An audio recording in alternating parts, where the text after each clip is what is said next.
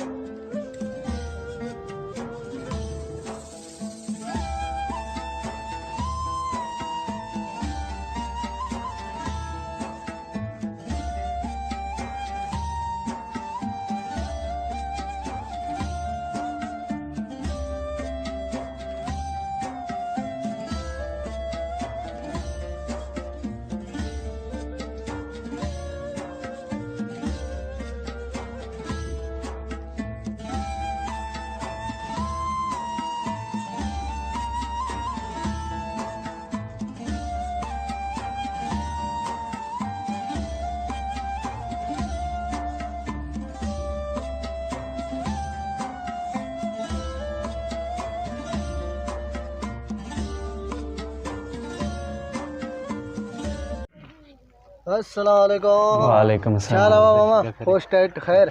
खुश बखैर अदा खुश बखैर वे दावे हैदरी छा लावा? सही खैर खैर अल्हम्दुलिल्लाह मामा खुश बा खैर टाइट।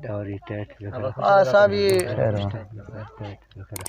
असां भी पंध करे आयासीं अहिड़ी लाड़े के साईं जी ज़ियारत करण लाइ। बिल्कुल इहो साईं जो वॾो नालो आहे माशाअल्लाह। बेशक जाते काथे असलम शाह हुसैनी हले थो। बिल्कुल दुआ माण्हुनि जी पूरी करे थो। ॿुधण में आयो खानपुर काथूं काथूं माण्हू ईंदा आहिनि हिते। माण्हू हितूं सोबतपुर खां बि अचनि था, खानपुर खां परे परे खां माण्हू अचनि था, जेकाबाद खां तुंहिंजो हैदराबाद खां सखर खां बि अचनि था। मामा तूं काथूं जो आहे? मां सोबतपुर जो। सोबतपुर खां? हा। हिते छा चौंक रहण आयो आहे? हा माशाअल्लाह माशाअल्लाह। बेशक पुॼाईंदड़ो आहे। ठीकु आहे सैयद ईअं न आहे, पुॼाईंदड़ो सैयद आहे। ठीकु आहे अलाए काथूं काथूं माण्हू अचनि था।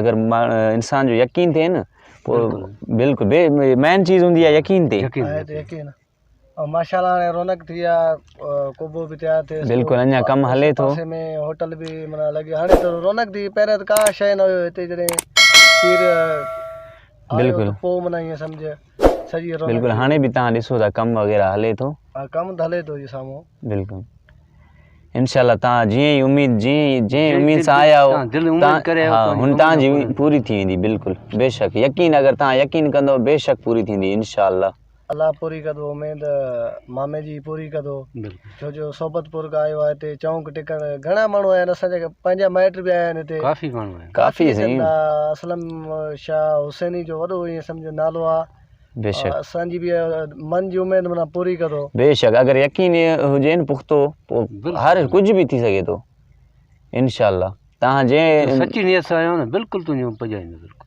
ठीकु आहे हाणे पोइ असां हलूं ठीकु आहे साईं तव्हांखे इजाज़त आहे ठीकु आहे वाह ठीकु आहे वाह ठीकु आहे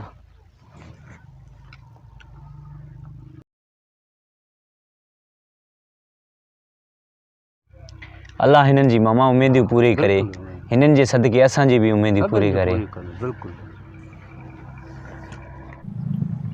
असांजा तमाम वीडियो ॾिसण जे लाइ असांजे YouTube चैनल इसरार एरी ऑफिशियल खे सब्सक्राइब ज़रूर कजो।